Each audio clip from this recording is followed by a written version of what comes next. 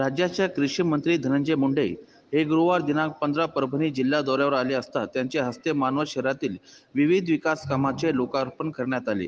प्रारंभी कृषी मंत्री धनंजय मुंडे यांनी छत्रपती शिवाजी महाराज यांच्या पुतळ्यास अभिवादन करून उपस्थित महिलांना संत तुकाराम महाराज यांच्या गाथा पुस्तकाचे वितरण केले।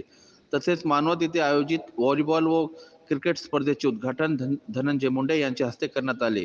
मानवत शहरात होत असलेल्या राष्ट्रसंत परमपूज्य स्वामी गोविंददेव गिरीजी महाराज यांच्या भागवत कथा मंडपाचे भूमिपूजन मंत्री श्री मुंडे यांच्या हस्ते झाले। यावेळी मंत्री श्री मुंडे यांच्या हस्ते मानवत शहरातील शिवाजीनगर येथील दक्षिणाभूमी हनुमान मंदिर, नाटकेश्वर मंदिर, दत्त मंदिर येथील सामाजिक सभागृह आणि उद्यानाचे लोकार्पण संपन्न झाले। यावेळी कृषी मंत्री श्री मुंडे यांनी मानवत शहरातील विविध विकास कामांची प्रत्यक्ष पाहणी करून मानवत नगर परिषदेस पुढील वाटचालीसाठी शुभेच्छा दिल्या। यावेळी माजी आमदार रामप्रसाद बोर्डीकर, माजी जिल्हा परिषद अध्यक्ष राजेश बोटेकर, परभणी महानगरपालिकेचे माजी महापौर प्रताप देशमुख, मानवत नगर परिषदेचे माजी नगराध्यक्ष डॉक्टर अंकुश लाळ, मानवत कृषी उत्पन्न बाजार समितीचे सभापती पंकज आंबेगावकर तसेच नागरिकांची मोठ्या संख्येने उपस्थिती होती। मानवत येथे होत असलेल्या भारतीय जनता पार्टी, राष्ट्रवादी काँग्रेस पक्ष, शिवसेना व सर्व मित्र पक्षाच्या वतीने आयोजित केलेल्या या महायुती मेळाव्याला मार्गदर्शन करण्यासाठी या ठिकाणी उपस्थित असलेले, ज्यांची नुकतीच राष्ट्रवादी काँग्रेस पक्षाच्या प्रचार प्रमुखपदी निवड झाली, असे आपल्या सर्वांचे नेते आदरणीय नामदार धनंजयजी मुंडे साहेब, उपस्थित माजी आमदार रामप्रसादजी बोर्डीकर साहेब, उपस्थित माजी महापौर प्रतापया देशमुख, माननीय आनंदजी भरोसे साहेब, राजेशजी देशमुख, सुरेशजी भुमरे, भावनाताई नखाते, उपस्थित विलासरावजी बाबर साहेब, अनिल भाऊ नखाते, डॉक्टर केदार खटिंगजी, आदरणीय चंद्रकांतजी राठोड साहेब, ज्यांचा या ठिकाणी वाढदिवस आहे असे डॉक्टर अंकुशजी लाड, उपस्थित शिवलिंगजी बोधने साहेब, रयत संस्थेचे या ठिकाणी जिल्हाध्यक्ष अवचार साहेब, या ठिकाणी उपस्थित सर्व तिन्ही पक्षातील व प्रमुख आपल्या घटक पक्षातील उपस्थित तालुकाध्यक्ष, सर्व युवक अध्यक्ष, सर्व सेलचे अध्यक्ष, उपस्थित मोठ्या संख्येने उपस्थित असलेले आमचे सर्व तिन्ही पक्षातील व मित्र पक्षातील आमचे सर्व वडीलधारी मंडळी, सर्व तरुण मित्र, सर्व सहकारी बंधू भगिनींनो, मी आज या ठिकाणी सर्वप्रथम धनंजय मुंडे साहेबांचं मनापासून या ठिकाणी अभिनंदन करू इच्छितो की आज त्यांची नुकतीच राष्ट्रवादी काँग्रेस पक्षाच्या प्रचार प्रमुखपदी निवड झाली। 8 दिवसापूर्वी आम्ही त्यांना विनंती केली की मानवत येथे या ठिकाणी आम्हाला अनेक कार्यक्रम आयोजित करायचे आहेत आणि त्या कार्यक्रमाला आपण आपला अमूल्य असा वेळ द्यावा। योगायोगानं 15 तारीख त्यांची आज रिकामी होती आणि आमच्या विनंतीला मान देऊन त्यांनी आज 15 तारखेला या ठिकाणी येण्याचं केलं। आपल्या सर्वांना मुख्य मार्गदर्शन त्या ठिकाणी ती करणार आहेत। मी अधिकचा वेळ या ठिकाणी घेणार नाही, परंतु मी भाऊंना या ठिकाणी सांगू इच्छितो की दिनांक 14 जानेवारीला महायुतीच्या सर्व नेत्यांच्या वतीनं जी सूचना केली होती की तिळगुळ घ्या, गोड गोड बोला, या रूपानं या ठिकाणी सर्व महायुतीच्या सर्व पक्षाच्या कार्यकर्त्यांनी एक समन्वय जिल्ह्यामध्ये ठेवावा आणि आगामी सर्व निवडणुकीला त्या ठिकाणी सामोरे जाऊन ताकदीनं, एका दिलानं, एका रूपानं आणि एकीनं या सर्व निवडणुकीला सामोरे जाऊन महायुतीच्या नेतृत्वाखाली या सर्व येणाऱ्या निवडणुकीला आपले उमेदवार त्या ठिकाणी विजयी करण्याचा संकल्प त्या ठिकाणाहून घेऊन आम्ही सर्व निघालेलो आहोत। 14 तारखेच्या नंतर हा पहिला कार्यक्रम आज सोनपेठ, पाथरी, मानवत आणि परभणीचा काही भाग असा मिळून या ठिकाणी मानवत येथे होत आहे आणि भाऊंना आम्ही विनंती केली की या कार्यक्रमाला आपण मार्गदर्शन म्हणून आपण यावं, तर त्यांनी लागलीच कबुली केली आणि आज आपल्या सर्वांना मार्गदर्शन करण्यासाठी या ठिकाणी ते उपस्थित आहेत। जसा 14 तारखेला आपण संकल्प केला त्या ठिकाणी काही प्रमुख कार्यकर्ते उपस्थित होते, पण आज प्रत्येक तालुक्यातील सर्व आपल्या कार्यकर्त्यांना या ठिकाणी तिन्ही पक्ष आणि आपल्या सर्व मित्र पक्षाच्या कार्यकर्त्यांना या ठिकाणी बोलवून आपल्याला एक संकल्प या ठिकाणी घेऊन जायचा आहे की येणाऱ्या काळामध्ये 1 मार्चच्या नंतर कधीही लोकसभेची आचारसंहिता लागू शकते आणि त्याच्या अगोदर आपली महायुतीची पूर्ण तयारी या ठिकाणी असली पाहिजे. म्हणून आजही जसा 14 तारखेला आम्ही संकल्प कार्यकर्त्यांनी केला तसा आज या ठिकाणी बहुसंख्य आपण सर्व कार्यकर्ते उपस्थित आहेत. तसाच संकल्प आदरणीय धनंजय मुंडे साहेबांच्या मार्गदर्शनाखाली आपल्याला या ठिकाणी घेऊन निघायचं आहे की लोकसभेच्या निवडणुकीच्या माध्यमातून महायुतीचे जे काही आपले वरिष्ठ नेते मंडळी आहेत ते नेते मंडळी जो कोणी उमेदवार त्या ठिकाणी देतील त्या उमेदवाराला आपण सर्वांनी एका ताकदीने एका दिलाने सर्वांनी सहकार्य करायचं आहे. आणि जो आपल्या केंद्रातला नारा आहे अबकी बार 400 पार, तर त्या 400 पारच्या संख्येमध्ये आपला परभणीचा त्या ठिकाणी लोकप्रतिनिधी खासदार म्हणून त्या ठिकाणी गेला पाहिजे अशा पद्धतीचा संकल्प या ठिकाणी आपण सर्वांनी घेऊन जावा. त्यासाठीच आदरणीय भाऊ आपल्या सर्वांना मार्गदर्शन करण्यासाठी या ठिकाणी आलेले आहेत. मी उपस्थित सर्व मान्यवरांचे मनापासून आभार व्यक्त करतो आणि आपण मोठ्या संख्येने या ठिकाणी उपस्थित आहेत. बऱ्याच वेळापासून या ठिकाणी आपण आलेला आहात.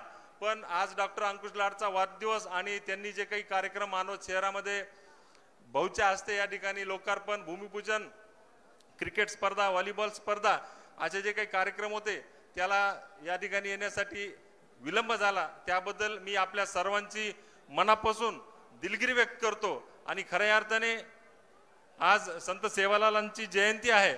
मी मनापासून संत सेवालाल चरणी या ठिकाणी अभिवादन करतो आणि माझ्या लांबलेल्या मनोगताला या ठिकाणी पूर्णविराम देतो.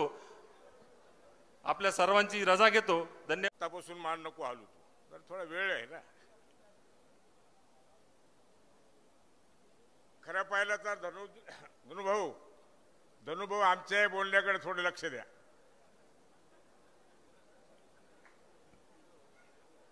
आपला कार्यकर्ता आपलं ज्याच्यावर अति प्रेम आहे असा आमचा राजेश इटेकरचं किती योग चांगला साधला त्यांनी. एक तर धनुभाऊ या लोकसभेचे स्टार प्रचारक, दुसरा योग की आजच सेवालाल महाराजांची जयंती. जय सेवालाल म्हणा सगळेजण, जय सेवालाल. त्यानंतर आमचे मित्र या नगरीचे नगराध्यक्ष पुन्हा होणार आहेत, ते काही हसू नको जास्त. नगराध्यक्ष आमचे डॉक्टर लाड अंकुश, आणि त्यापेक्षाही जास्त जे आमचे गुरुवारी आहेत किशोर व्यास, ज्यांचं नाव आज गोविंद देव, की जे राम मंदिराचे कोषाध्यक्ष, लक्षात घ्या कोषाध्यक्ष, त्यांच्या नावाने आज इथं जे भागवत होऊ घातलं, इथं जो कार्यक्रम होऊ घातला, त्यांच्या मंडपाला मला वाटतं त्या जागेला गोविंद देव आमचे किशोर महाराज व्यासचं नाव आज देण्यात आले. अनेक भूमिपूजन झाले. आज आपले जे मुख्य जे या मेळाव्याचे तुम्हाला खऱ्या अर्थानं परभणीमध्ये काय घडलं पाहिजे हे सांगण्यासाठी आलेले आमचे महाराष्ट्राचे राज्याचे कृषी मंत्री आदरणीय धनुभाऊजी. आता मी प्रताप डॉक्टर नाही, आमचा डॉक्टर खटिंग साहेबांचं नाव घ्यावं लागतं कारण ते सगळ्यात सिनियर आहे. काय बाबरजी बरोबर आहे का नाही? आता तुम्ही इतर घटक पक्षांनी म्हणायचं की आमचं नावच घेतलं नाही बोरुडीकरांनी आणि उद्या नाराजी व्यक्त करणं हे बरोबर होणार नाही. पण वेळ फार झाला. धनुभाऊ मीच इथे येऊन 2 घंटे झाले, 2.5 घंटे, आणि आम्ही भाजपमध्ये आता शिस्त शिकलो. काय सर वकील साहेब, आमचा पक्ष शिस्तीचा. खऱ्या धनुभाऊला किती आनंद वाटत असेल की ज्या पक्षामध्ये युवक असताना पूर्ण आयुष्य गेलं, त्या पक्षाच्या बरोबर काम करण्यामध्ये त्या जुन्या आठवणी धनुभाऊला आल्याशिवाय राहत नसतील, हे मात्र या निमित्ताने मला सांगावं असं वाटतं. कारण हा पक्षच मुंडेंनी वाढवलेला आहे, हा पक्ष त्यांच्या कुटुंबाने वाढवलेला आहे, आणि त्या कुटुंबाच्या मध्ये आज धनुभाऊ आले. नक्कीच त्याला वेगळा आनंद त्याच्या मनामध्ये आहे, आणि तो आनंद खऱ्या अर्थानं दुगुणित करायचा असेल, काय म्हणतो मी, खऱ्या अर्थानं दुगुणित करायचा असेल तर पहिला कार्यक्रम आहे लोकसभेच्या अनुषंगानं हा धनुभाऊच्या उपस्थितीमधला पहिला कार्यक्रम आहे. आणि पहिल्या कार्यक्रमामध्ये आपल्याला संकल्प असला पाहिजे. आणि कोण संकल्प घ्यायचा? पदाधिकारी कार्यकर्ते. आणि आजचा कार्यक्रम हा पदाधिकारी कार्यकर्त्याचाच हा कार्यक्रम मेळावा आयोजित केलेला आहे. आपण मग खऱ्या अर्थानं इमानदारीनं आपण संकल्प घेणार आहे, धनुभाऊला विश्वास देणार आहेत. आणि ते कशासाठी म्हणतो मी, हे आपल्या विश्वासाच्या नंतर सांगाल मी. म्हणून तुम्ही खऱ्या अर्थाने धनुभाऊला दोन्ही हात वर करून सांगा, इमानदारीनं या जिल्ह्यामध्ये या लोकसभेमध्ये युतीचाच उमेदवार आपले पंतप्रधान नरेंद्र मोदीच्याच पाठीशी उभं करण्याचा संकल्प आज आई जगदंबेला समोरून घेतोय. दिला विश्वास. यासाठी मी तुम्हाला बोलतोय की काल परवाच आपल्या खासदाराचं, आता सध्या खासदार म्हणावंच लागेल ना, पत्रकार आहेत तुम्ही, सध्या तर म्हणावंच लागेल, नाईलाज येतो. काय सांगितलं? एका बहादराला विचारलं, ए तुझ्या गावात किती मतं मिळतील? ते म्हणले 600 मतं. किती मतं आहेत म्हणले? 1200 मतं. अरे मग म्हणले 50% मिळाल्यावर मला कोणाची गरज नाही, मी ते शब्द काढणं अजून माझा इपिरात करीत बसलेलं, कोणाची गरज नाही म्हणले. ते असे जर मतं हिंदुत्वावर मला मिळाले तर मला मायनॉरिटीची गरज नाही ना. आता एकदा मागं असं घडलं होतं परभणीमध्ये, समीन अहमद उभे राहिले होते, धनुभाऊ. ते म्हणला का नाही म्हणला, आमचा दोस्तच होते सियाळ. ते म्हणले ये तो बोले ऐसा बोला. जे वातावरण पूर्ण केलं, सगळे आमचे बाबासाहेब आंबेडकरांचे अनुयायी विरोधात गेले. आणि खालची खरी गोष्ट आहे की या खासदारांनी जाहीरपणे सांगितलंय बाबासाहेब आंबेडकरांच्या अनुयायाची गरज नाही आणि मुस्लिमाची गरज नाही. अरे ज्या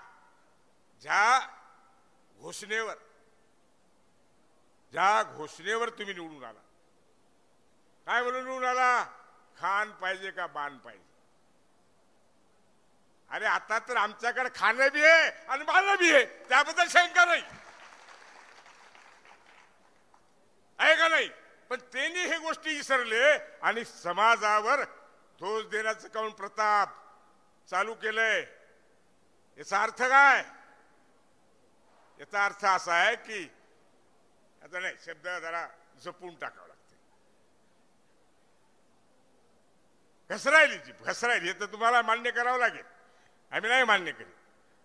बरेच उदाहरणं देते, तुम्ही वेळ नाही भाऊला. भाऊ म्हणले की आम्हाला थोड्या वेळात निघायचंय.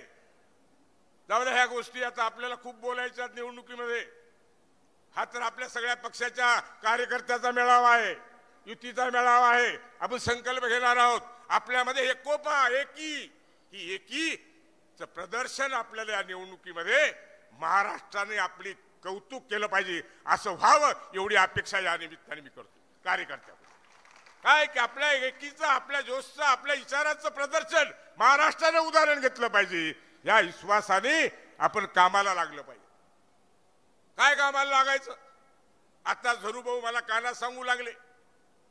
आता काय सांगू लागले हे मी सांगत नाही, कारण ते महाराष्ट्र गव्हर्नमेंटचे 2 दिवसामध्ये जाहीर करतील तेव्हा समजेल. कारण धनुभाऊनं शपथ घेतली, मी काही घेतली नाही शपथ. कोणती मंत्री होता असताना शपथ घेतली मी गुप्त पाळीन म्हणून. मी काही गुप्तता पाळीन अशी शपथ धनुभाऊ घेतलेली नाही, म्हणून मी सांगायला काही हरकत नाही. पण तो अधिकार धनुभाऊचा आणि मुख्यमंत्र्याचा आहे म्हणून मी बोलत नाही. पण जसं केंद्राने दर 3 महिन्याला आत्ताच आमच्या मित्रांनी सांगितलं, बाबासाहेबांनी न चुकता, अरे शेतकऱ्याची किती काळजी घ्यायची. एक एक उदाहरण बाबरजीने दिले, मी आणखी त्याची पुनरावृत्ती करत नाही. पण आता तुम्हाला गेल्या 10 वर्षामध्ये जे आपले नेते नरेंद्र मोदी साहेबांनी जे सर्वसामान्य माणसासाठी केले, वेगवेगळ्या योजना, शेकडो योजना काढल्या, त्या योजना माणसापर्यंत पोहोचवण्याचं काम आपण करावं एवढी या कार्यक्रमाच्या निमित्ताने विनंती करतो. आणि तेच करून चालणार नाही की ही निवडणूक तेवढी तुम्ही समजता तेवढी सोपी नाही. लक्षात घ्या, या निवडणुकीमध्ये फार मेहनत करण्याची गरज पडणार आहे तुम्हाला आम्हाला. आणि त्या मेहनतीसाठी तुम्ही आपल्या आपल्या पक्षासाठी यासाठी म्हणतो की आता तीन नेत्यांचं स्टेक लागलेलं आहे इथं. भाजप, राष्ट्रवादी अजितदादा गट आणि शिवसेना शिंदे गट आहे. आता शिवसेना तर राष्ट्रवादी हेच नाव करायचंय हे सांगितलंय, त्याच्याबद्दल वाद नाही. हे आता एवढं आत्मविश्वासाने सांगितले की नोंद घ्या तुम्ही. आणि म्हणून सांगतो धनुभाऊ, या जिल्ह्यामध्ये आपण जे ठरवू, जे होईल, जे निवडणुकीला समोर येईल, जो कोणी तुम्ही सांगाल नेतृत्वाने दिलंय त्या माणसाच्या समोर या जिल्ह्यामध्ये उभं राहण्याची सुद्धा हिंमत कोणाची राहणार नाही. निवडणुकीला उभं राहावं, ते युतीला उभं राहावं, हे चित्र आम्ही स्पष्ट केल्याशिवाय राहणार. आणि हे चित्र स्पष्ट करत असताना आता जे काही मनातले, मी म्हणलं की मागच्या मेळाव्यामध्ये पहिला घेतला होता, या तिघांचे नाव फायनल झालते. राष्ट्रवादीकडून राजेश दादाचं, भाजपकडून मेघना बोर्डीकरांचं, मेघना साकोरे, बोर्डीकर म्हणलं माहेर, मेघना साकोरेचं, आणि शिवसेनेकडून आमचे आज काका दिसत नाही. हा अधिवेशन आहे आणि आम्ही सुद्धा उद्या अधिवेशनालाच जाणार आहोत. आज संध्याकाळीच जायचं होतं, आज संध्याकाळचं तिकीट कॅन्सल केलं ना, आणि उद्या दिल्लीला, आणि उद्या जायचं. ते तुम्ही आणखी वेगळा समज करून घेतील. नाही, आता आमच्यामध्ये वेगळा समज करण्याची गरज नाही. एक वेगळा समज आम्ही कोणी होऊ देणार नाही. एका दिलानी, एका मतानी, एका विचाराने ही निवडणूक आम्ही लढू. आणि ही निवडणुकीचा उमेदवार, परभणीचा खासदार हा आमचा मोदीचा समर्थक राहील, एवढा विश्वास या निमित्ताने देतो आणि मी थांबतो. धन्यवाद. परभणी जिल्ह्यातील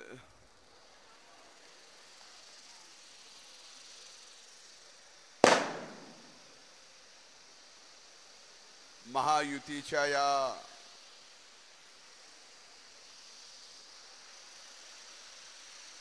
सोनपेठ, पाथरी आणि मानवत या 3 तालुक्याच्या महायुतीतील सर्व घटक पक्षातील सहकार्य बंधू भगिनींच्या या मेळाव्याला इथं उपस्थित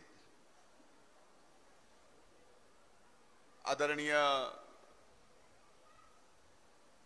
रामप्रसादजी बोर्डीकर साहेब,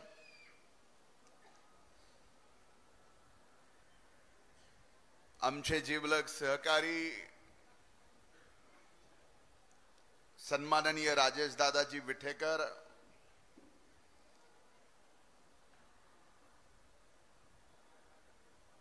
परभणी महानगराचे राष्ट्रवादी काँग्रेस पक्षाचे अध्यक्ष सन्माननीय प्रताप भैया देशमुख,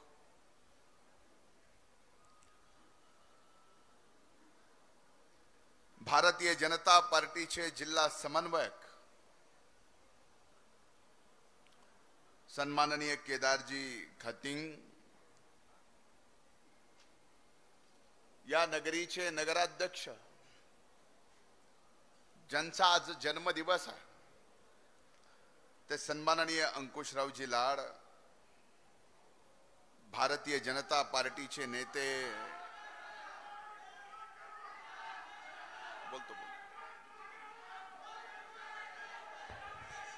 कृपया विनंती, सर्वांनी शांत बसावं.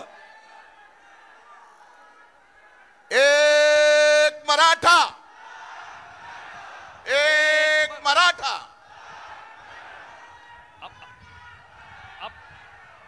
आपल्या सर्वांची भावना लक्षात घेऊन या ठिकाणी सांगतो, हे सरकार मराठा समाजाला आरक्षण दिल्याशिवाय राहणार नाही आणि येत्या 20 तारखेला मराठा आरक्षणावर निर्णय घेण्यासाठी विशेष अधिवेशन या महायुती सरकारने या ठिकाणी घेतलेलं आहे. बसा बसा, खाली बसून घ्या सगळं. या ठिकाणी जिल्हाध्यक्ष युवा सेनाचे दीपकजी टेंगसे, शहराध्यक्ष भारतीय जनता पार्टीचे परभणीचे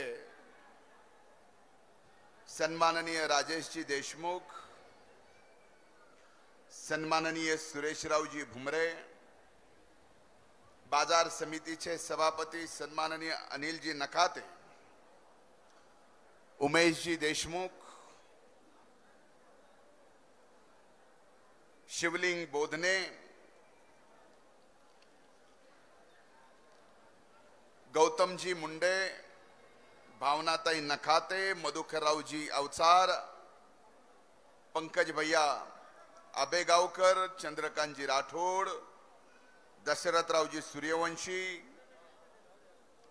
परळीहून इथं उपस्थित माझे सहकारी लक्ष्मण तात्या पौळ, वचिसजी धोपटे, तालुक्याचे अध्यक्ष शिवसेनेचे, व्यासपीठावर महायुतीच्या सर्व घटक पक्षाचे सन्माननीय या जिल्ह्याचे नेते आणि आजच्या या मेळाव्याला इथं उपस्थित भारतीय जनता पार्टी, शिवसेना, राष्ट्रवादी काँग्रेस पक्ष,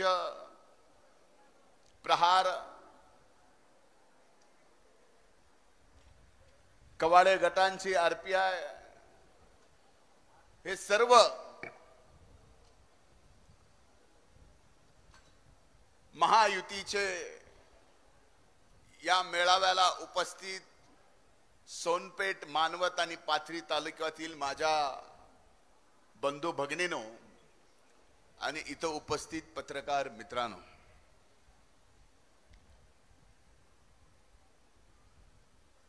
आजच्या या महायुतीच्या मेळाव्याला सुरुवात करायच्या अगोदर आज संत सेवालाल महाराजांची जयंती आहे. संत सेवालाल महाराजांनी जे कार्य संबंध देशात उभं केलं आणि संत होऊन समाजाला अध्यात्माकडं आणि अध्यात्मातून शिक्षणाकडे ओढ निर्माण केली, त्या संत सेवालाल महाराजांच्या चरणी मी या ठिकाणी आज जयंतीच्या निमित्तानं नतमस्तक होतो, त्यांच्या विचाराला विनम्र अभिवादन करतो. आजच्या कार्यक्रमाला इथे येत असताना या नगरीच्या नगराध्यक्षांनी अनेक कार्यक्रम नगरपालिकेच्या हद्दीमध्ये ठेवले आणि हे कार्यक्रम करत असताना लक्षात आलं की आपल्या नगरीच्या या नगराध्यक्षाच्या अंकुशराव लाडांचं पण आज वाढदिवस आहे. म्हणून आपल्या सर्वांच्या वतीनं त्यांना सुद्धा वाढदिवसाच्या मी मनपूर्वक शुभेच्छा देतो. मानवतकरांनी लाड केले म्हणूनच अंकुशराव लाड नगराध्यक्ष झाले. लाडाचे आडनावही लाड आहे. पण आज एक विश्वास घेऊन मी आलो आहे आणि तो विश्वास विजयाचा. येणाऱ्या लोकसभेच्या निवडणुकीनंतर या देशाच्या तिसऱ्यांदा पंतप्रधानपदी जर विराजमान कोण होणार असेल तर ते आदरणीय नरेंद्रजी मोदी साहेब आहेत. हे विश्वास मी घेऊन आलोय. तुमच्याकडे पाहिल्यानंतर सुद्धा या ठिकाणी माझ्या मनात हा विश्वास आहे.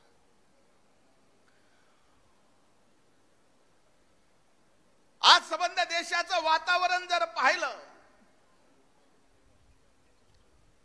तर तुमच्या माझ्या लक्षात येईल कि एक आदमी को गिराने के लिए कितने सारे इकट्ठा होके नीचे गिर रहे हैं पता भी नहीं चल रहा.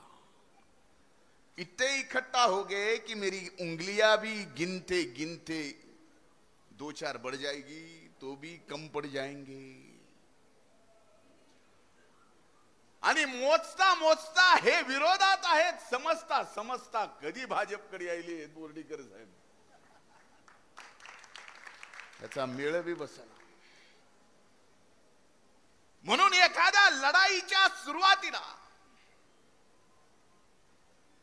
आत्मविश्वासानं ज्यावेळेस आपण महायुती म्हणून जनतेच्या समोर जाणार आहोत, आपला आत्मविश्वास काय आहे तर या निवडणुकीत या लढाईमध्ये ज्या आपल्या या लढाईचे सारथ्य करणार आहेत ते सारथ्य करणारे आदरणीय नरेंद्रजी मोदी साहेब आहेत. हे आपला विश्वास आहे. ही आपल्या लढाईच्या सुरुवातीची चांगली सुरुवात आहे. आणि दुसरीकडे I.N.D. मध्ये काही माझं भाषण संपेपर्यंत काही गळाले त्यातून तर माहित नाही, तोपर्यंतही काही गळतील त्याच्यातून याचा काय मेळ नाही. म्हणून मला आज आपल्याला एवढंच सांगायचं की ह्या देशातली निवडणूक कुठल्या मुद्द्यावर या ठिकाणी विरोधक घेऊन जात आहे. एक व्यक्ती एक विचार म्हणून जर कुठल्या विरोधकांचा विरोध असेल तर मी समजू शकतो, पण जर एका व्यक्तीने संबंध देशाची प्रतिष्ठा उभ्या जगामध्ये निर्माण केली असेल, जी प्रतिष्ठा या देशाला कधीच जगात मिळाली नाही, ती जर आदरणीय नरेंद्रभाई मोदींनी या जगात आपल्या देशाला प्रतिष्ठा मिळवून दिली असेल तर हा नरेंद्रभाई मोदींना विरोध नाही तर हा देशाला विरोध आहे. हे विरोधकांनी समजून घ्यावं. आपण हे राष्ट्राला विरोध करत आहोत हे आपण समजून घ्यावं. आजपर्यंत या देशामध्ये कधीही मी असं पाहिलं नाही की देशाच्या प्रधानमंत्री पदाच्या आपल्या देशाच्या प्रधानमंत्र्याच्या विरोधामध्ये इतर देशाच्या मंत्रिमंडळातील मंत्र्यांनी जर विरोधात बोललं तर आज आपल्या देशाची नरेंद्रभाईंनी ताकद एवढी मजबूत केली आहे की तिथल्या पंतप्रधानाला सुद्धा विरोधात बोललेल्या मंत्र्यांना मंत्रिमंडळातून काढून टाकावं लावावं लागतं. ही आपल्या आज देशाची प्रतिष्ठा आहे. उघेच म्हणत नाहीत की येणाऱ्या काळात हो भविष्य या देशाचं आहे. मोदी साहेबांच्या नेतृत्वाखाली हा देश जगाचा विश्वगुरू झाल्याशिवाय राहणार नाही. या विश्वासामुळेच बोर्डीकर साहेब आम्ही सुद्धा सगळे आपल्या सोबत आलो. मी म्हणत नाही की मागच्या 70 वर्षामध्ये या देशात विकास झाला नाही, पण 10 वर्षाचा विकासाचा लेखाजोखा आणि मागच्या 70 वर्षाच्या विकासाचा लेखाजोखा जर पाहिला तर एखाद्या व्यक्तीने 10 वर्ष जनतेचा सेवक म्हणून घेतलेली जबाबदारी मागच्या 70 नाही 100 वर्षाला जर लाजवत असेल तर अशा विकासाच्या पाठीमाग हा पुरोगामी राष्ट्रवादी काँग्रेस पक्ष सुद्धा उभा राहील.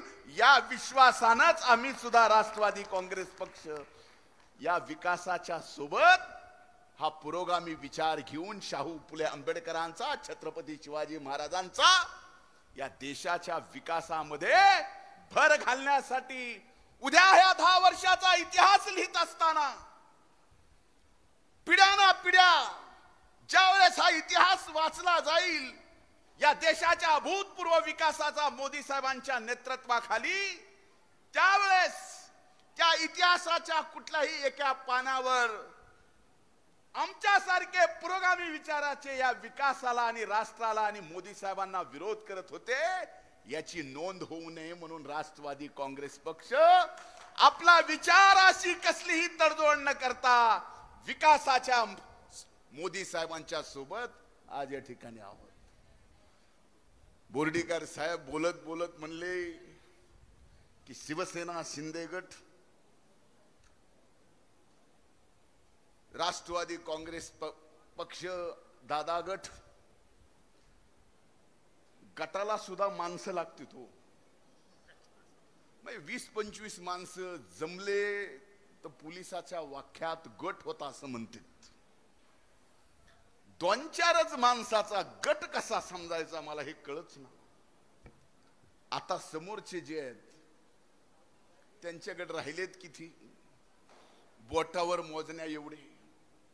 त्यांना गट सुद्धा म्हणता येत नाही म्हणून निकाल पूर्णपणानं पक्ष सुद्धा दादांच्या सोबत आहे, पक्ष सुद्धा शिवसेना शिंदे साहेबांच्या सोबत आहे. हा निकाल न्यायालयाने दिला, कारण शेवटी न्यायालय सुद्धा निकाल देत असताना लोकशाहीचा परमपूजनीय डॉक्टर बाबासाहेब आंबेडकरांनी दिलेल्या घटनेमध्ये ज्या त्या व्यक्तीचा आणि त्यात लोकशाहीची जी व्याख्या केली आहे, पक्षातल्या लोकशाहीची जी व्याख्या केली आहे, त्या पक्षातल्या लोकशाहीच्या व्याख्येमुळेच शिवसेना ही फक्त आणि फक्त शिंदे साहेबांची आणि राष्ट्रवादी काँग्रेस पक्ष हे फक्त आणि फक्त अजितदादा पवारांचा, हे आज पुन्हा एकदा एक निकाल लागल्यानंतर सुस्पष्ट झालेला. आज तुम्ही बघताय काय रस्त्याचे या ठिकाणी मोदी साहेबांच्या काही मुद्द्याचा विषय या ठिकाणी काढला, विकासाचा. अरे मला आजही आठवतं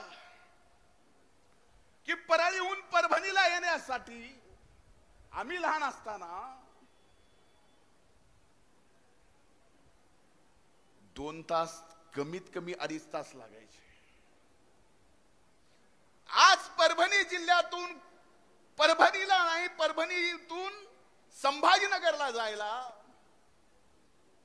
किती तास लागतात? मोजून 2 तास. मायचान सांगा बरं, 5-10 वर्षापूर्वी किती तास लागत होते?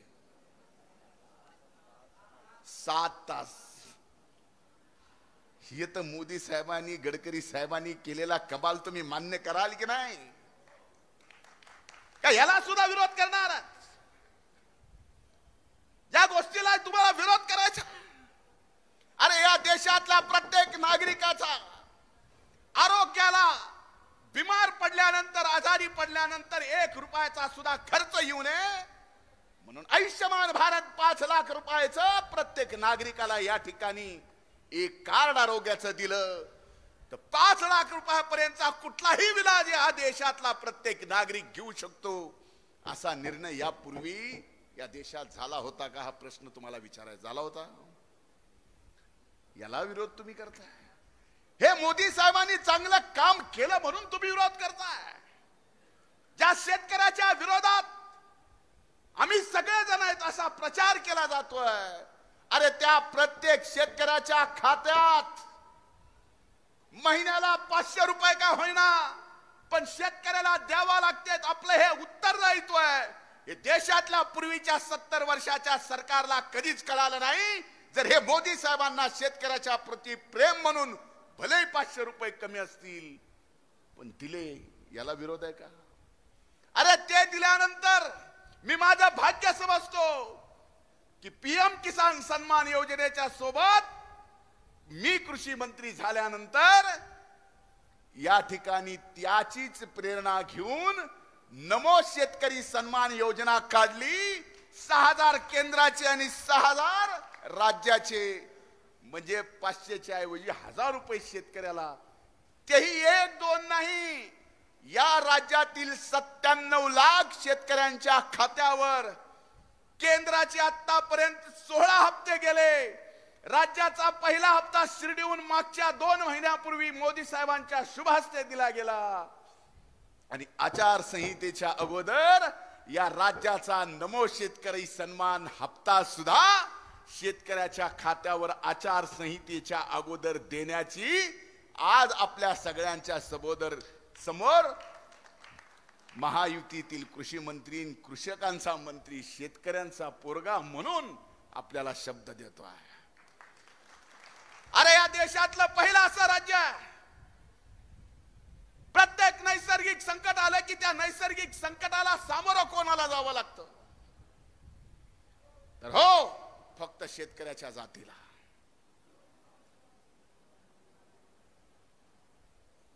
कागदपत्रावर त्याची कुठली जात माहित नाही, पण सातबारावर ज्या शेतकऱ्याच्या पुढे तो शेतकरी आहे, ती जी जात आहे ही एकमेव जगाच्या पाठीवर अशी जात आहे, त्या जात आपला व्यवसाय ही उघड्या आभाळाखाली घालते. मला एक सांगा, हॉटेल आहे त्याला छप्पर आहे, लॉज आहे त्याला मजले आहेत, मेकॅनिक आहे त्याचं गॅरेज आहे, गोडाऊन आहे, किराण्याचं दुकान आहे, शोरूम आहे, पण आमचा शेतकरी त्याला काय?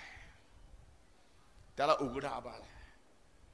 पाऊस जास्त पडला तरी नुकसान, पाऊस नाही पडला तरी नुकसान, मधीच पडला तरी नुकसान, थोडा थोडका पडला तरी नुकसान, लई पडला तरी नुकसान. म्हणून या देशातलं पहिलं असं हे महाराष्ट्र राज्य, ज्यांनी अशा नैसर्गिक संकटात सापडलेल्या शेतकऱ्याला, जे अनेक वर्षापासून पीक विम्याची योजना चालू आहे, प्रत्येक पीक विम्याच्या योजनेमध्ये पिकानिहाय आपल्याला आपल्या शेतकऱ्याचा हप्ता आपल्या खिशातून भरावा लागायचा. मग सोयाबीन असेल, कापूस असेल, तूर असेल, उडीद असेल, मूग असेल, हरभरा असेल, प्रत्येक पिकाचा प्रीमियम शेतकऱ्याचा हिस्सा शेतकऱ्याला भरावा लागायचा. पहिल्यांदा या राज्यामध्ये एकनाथराव शिंदे साहेबांच्या, देवेंद्र भाऊ फडणवीसांच्या, अजितदादा पवारांच्या नेतृत्वाखाली या शेतकऱ्यांच्या हिताचा निर्णय घेतला आणि 1 रुपयात पीक विमा योजना, मग तुमच्या खिशात जो हप्ता पिकाचा जाणार आहे तो राज्य सरकारने भरला. 2000 कोटी रुपये शेतकऱ्यांच्या हिस्साचे राज्य सरकारने भरले. या नैसर्गिक संकटामध्ये सापडलेल्या असंख्य शेतकऱ्याला, मग सोयाबीन असेल, मूग असेल, उडीद असेल, 25% अग्रिम ज्या ज्या ठिकाणी मान्य झालं, 56 लाख शेतकऱ्यांना आतापर्यंत 2500 कोटी रुपये पीक विमा कंपनीला द्यावे लागले. आपला फक्त रुपया गेला. आणि इतिहासात पहिल्यांदा या देशामध्ये एकमेव महाराष्ट्र असं राज्य आहे ज्या राज्यातल्या 1,70,00,000 शेतकऱ्यांनी या पीक विमा योजनेमध्ये फायदा घेतला. या सगळ्या चांगल्या गोष्टीला तुम्ही विरोध करता. मी आज महायुती राष्ट्रवादी काँग्रेस पक्ष या घटक पक्षाचा एक प्रचाराचा प्रमुख या नात्याने इथं आलो आहे. माझ्या डाव्या बाजूला बोर्डीकर आहेत, माझ्या उजव्या बाजूला विठेकर आहेत आणि मी मध्ये नात्रेकर आहे.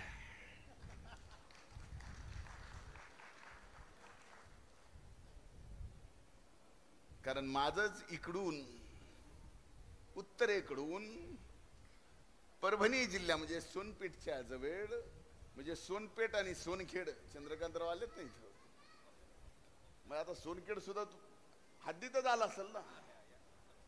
मव गाव आणि सोनखेड सोनपेठ 3 किलोमीटर आहे.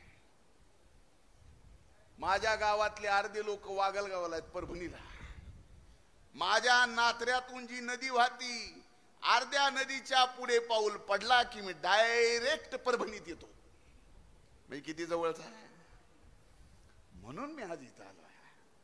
माझ्या दृष्टीनं भाजपने कोण उमेदवार इथं द्यावा, शिवसेनेने महायुतीच्या कोण इथं उमेदवार द्यावा, राष्ट्रवादीनं कोण इथं उमेदवार द्यावा हे महत्वाचं नाही, तर परभणीचा खासदार हा महायुतीचा खासदार मोदी साहेबांच्या पाठीमाग या देशाच्या विकासाच्या कामासाठी उभं राहणं हे महत्वाचं आहे. मग कुणी का असना, कर असतील नाही तर आणखीन कुणी असतील, हे महायुतीचे नेते ठरवणार आहेत. इथं आपल्याला थोडाच अधिकार आहे, इथं अधिकार थोडाच आहे. पण एक सांगतो, माझी हात जोडून विनंती आहे. आता काही जण आले इथं उपस्थित महामहिम माध्यमांना न्यूज मिळाली, धनंजय मुंडेच्या महायुतीच्या मेळाव्यात आरक्षणासाठी काळे झेंडे लावले. ते जे पोरं करीत होते त्याच मराठाच्या आरक्षणासाठी मी सुद्धा अशा अनेक झेंड्यामध्ये झेंडे फडकविलेले आहेत. त्यामुळेच ते जे घोषणा दिली, त्यामुळं मी पण घोषणा दिली. 1998 पासून मराठा आरक्षणाच्या चळवळीमध्ये इतर मराठा असणारा प्रामाणिक माणूस जर कोण असेल तर मी आहे. या आरक्षण मिळालं पाहिजे म्हणून नरड्यातून रक्त पडेपर्यंत सभागृह चालू वर्ष न होऊ देणारा विरोधी पक्ष नेता मी आहे. पण न्यूज करायची आहे. आज महायुतीचं सरकार आहे आणि हे महायुतीचं सरकार कुठल्या आरक्षणाच्या विरोधात नाही, मराठा समाजाच्या आरक्षणाच्या विरोधात तर नाहीच. का या अगोदर आरक्षण दिले गेलं नाही का? 2017ला ज्यावेळेस कायदा दोन्ही सभागृहांनी सर्वसंमतीने, मी तर विरोधी पक्षात होतो, विरोधी पक्ष नेता होतो, त्यावेळेसचे मुख्यमंत्री तत्कालीन देवेंद्र भाऊ फडणवीसांनी कायदा करून आरक्षण दिलं नाही. मागच्या आरक्षणाच्या वेळेस ज्या ज्या कोर्टाने त्रुटी काढल्या सर्व त्रुटी काढून कायदा केला. उच्च न्यायालयात टिकला पण सर्वोच्च न्यायालयात टिकला नाही.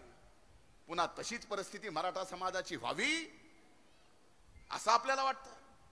आमची भूमिका ही आहे महायुतीची. यावेळेस आपल्या सगळ्यांची इच्छा होती की आरक्षणाच्या बाबतीत सभागृहात वेगळं अधिवेशन घ्या, चर्चा करा.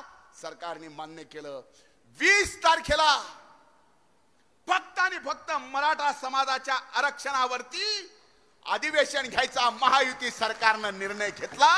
हे आरक्षण देण्याच्या बाजूने घेतला, न देण्याच्या बाजूने नाही. असे झेंडे दाखवून एखादी न्यूज होऊ शकते, पण असे झेंडे दाखवून आरक्षणाचा पुरस्कर्ता आपण कधीच होऊ शकत नाही. निषेध करणाऱ्या लोकांनी कमीत कमी अशा लोकांच्या समोर निषेध करावा की जे त्या भूमिकेचा विरोध करतायत.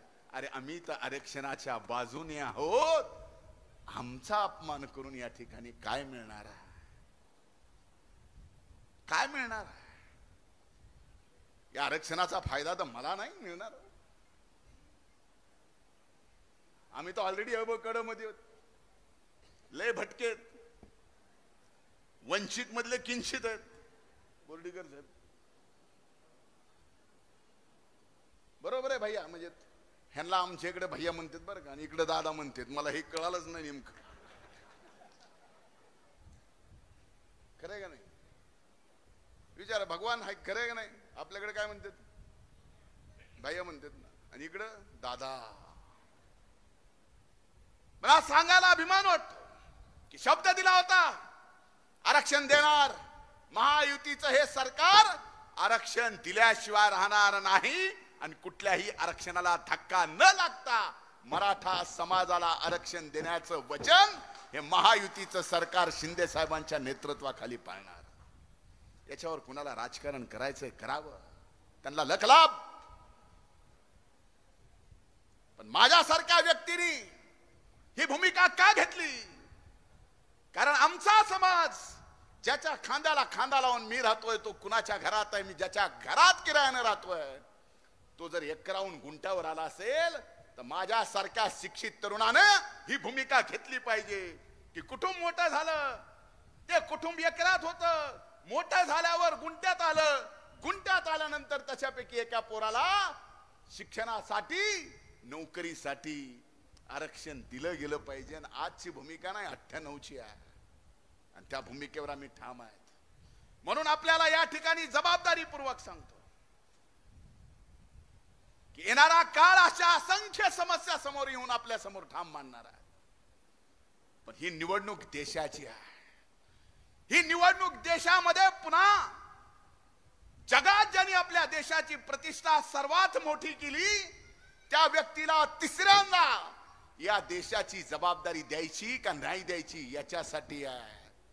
आता तर इथं सांगितलं, इथल्या खासदारांनी तर म्हणले, आत्ताच्या बोर्डीकर साहेब म्हणले, आता बोर्डीकर साहेबांचे आणि आमच्या स्वर्गीय मुंडे साहेबांचे काय संबंध आहे मला माहिती आहे, जिवलग संबंध. विटेकर साहेबांचे म्हणजे यांच्या वडिलांचे उत्तमराव साहेबांचे आणि आमच्या वडिलांचे काय संबंध. आमचा शेजा धर्म असा आहे, 3 किलोमीटरचं अंतर आहे. त्यांनी तिकडून भाऊ म्हणलं की मी इकडून भैया म्हणतो, एवढं ऐकायला येतं आम्हाला सगळंच.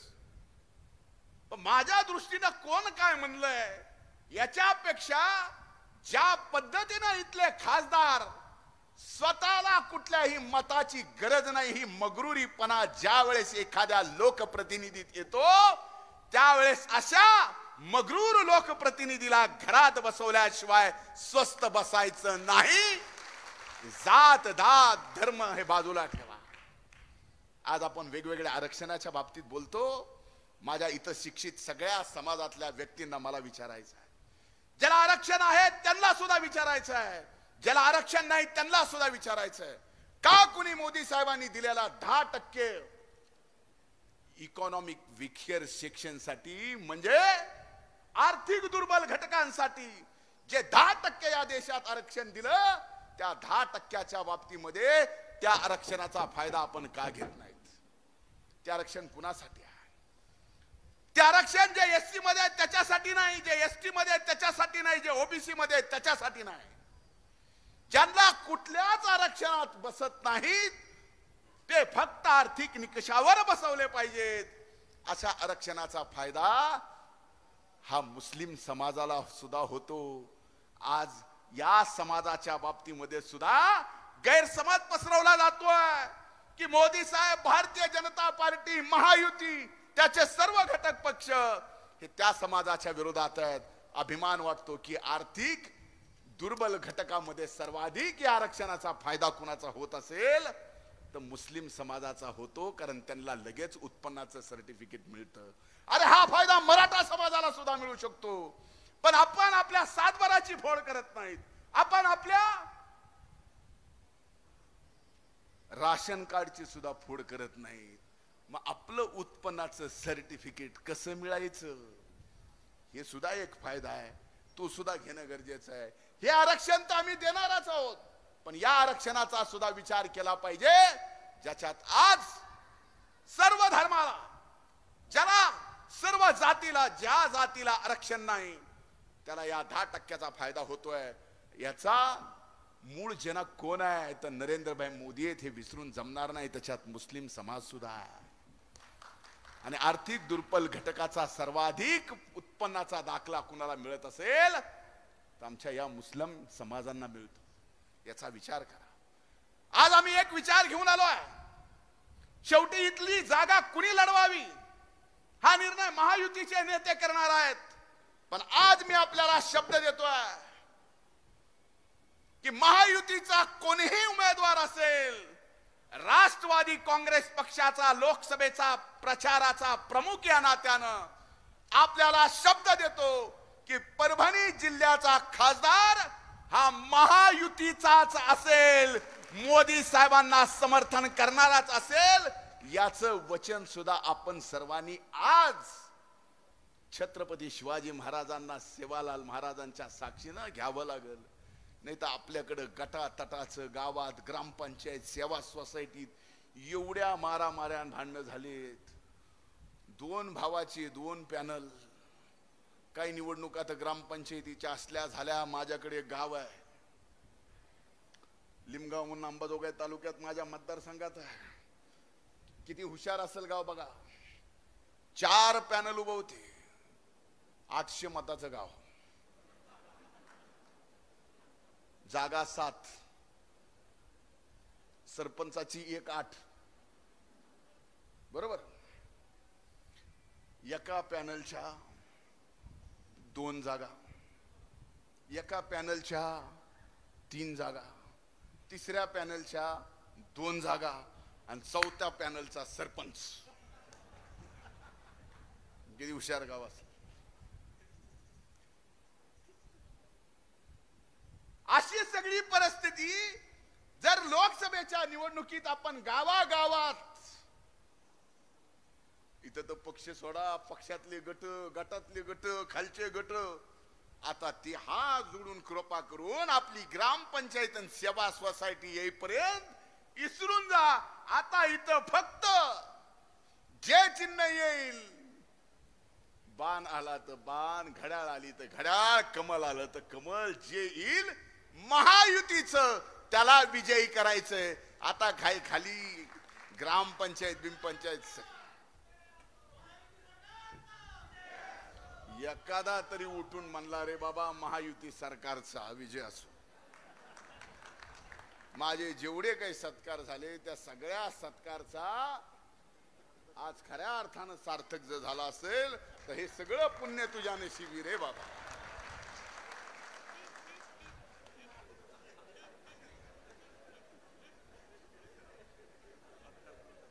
खरंच सत्कार करावा लागेल. नाही संपलं.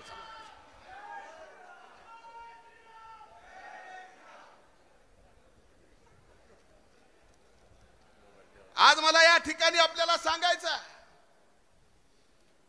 गाव गट तट ग्रामपंचायत सेवा सोसायटी, जिल्हा परिषद पंचायत समिती तर लय लांब आहेत, नगरपालिका लय लांब आहेत, महानगरपालिका बी लय लांब आहेत. सगळं झाल्यावर, लोकसभा विधानसभा झाल्यावर आपल्या निवडणुका आहेत. मग आपलं बघू ना, त्यावेळेस आपण मोकळे आहेत, म्हणजे स्थानिक स्वराज्य संस्थेला. पण या देशाच्या हिताच्या आम्ही ठरवले सगळे मिळून जिल्हा परिषद पंचायत समिती नगरपालिका लढवणार. बोर्डीकर साहेबांनी सांगितलंय की जिल्हा परिषद असो, नगरपालिका असो, पंचायत समिती असो, या सगळ्या निवडणुका महायुती म्हणून बोर्डीकरांनी, विटेकरांनी, प्रतापदादांनी, सगळ्यांनी, म्हणजे सगळ्यांनीच बरं का, माझ्या सहित सगळ्यांनी असं ठरवलंय. एकत्रित लढवणार म्हणजे फक्त लोकसभेला आणि विधानसभेलाच महायुती नाही, तर जिल्हा परिषद पंचायत समितीला सुद्धा महायुती, नगरपालिकेला सुद्धा महायुती, महानगरपालिकेला सुद्धा महायुती, आणि जमलंच तर ग्रामपंचायतीत सुद्धा महायुती. काय अडचण आहे? म्हणून तो गावातला विषय वेगळा सोडा, बूथनिहाय कुणी कसं काम केलं हे भाजपच्या अनेक संबंध देशभरामध्ये चालू आहे. गाव चलो अभियान, वन बूथ 10 यूथ, हे सगळं माझा प्रवासच आहे सगळा. ह्या बूथच्या रचनेमधला मी एक होतो. स्वर्गीय महाजन साहेब असताना 2002 ला राज्याचा बूथ प्रमुख म्हणून माझ्यावर जबाबदारी होती. 2002 ला भाजपच्या सर्व विधानसभा मतदारसंघाच्या. त्यामुळे ह्या सगळ्या माहिती आहे. पण आपण ह्या मुख्य मूळ योजना ज्या डायरेक्ट या एनडीएच्या सरकारने मोदी साहेबांच्या नेतृत्वाखाली सामान्य माणसापर्यंत पोहोचवल्यात, हे तिथं जाऊन सांगणं गरजेचं आहे. आणि ते सांगून त्याचं मत आज आपल्या देशाच्या गौरवासाठी आणि जगाचा विश्वगुरु म्हणून आपण या ठिकाणी आपल्या एका मतातून पुन्हा एकदा तिसऱ्यांदा मोदी साहेबांना देशाचं प्रधानमंत्री करून आपल्या देशाला या जगाचं विश्वगुरु करण्याचा संकल्प आज घ्या. एवढाच महायुतीचा घटक पक्ष म्हणून राष्ट्रवादी काँग्रेस पक्षाचा प्रचाराचा प्रमुख या नात्यानं मी आपल्याकडून इच्छा व्यक्त करतो. इथं उपस्थित सर्वांचे मनापासून स्वागत करतो. सर्वांनी एकीनं काम करा, विजय आपलाच आहे हा विश्वास व्यक्त करतो. थांबतो.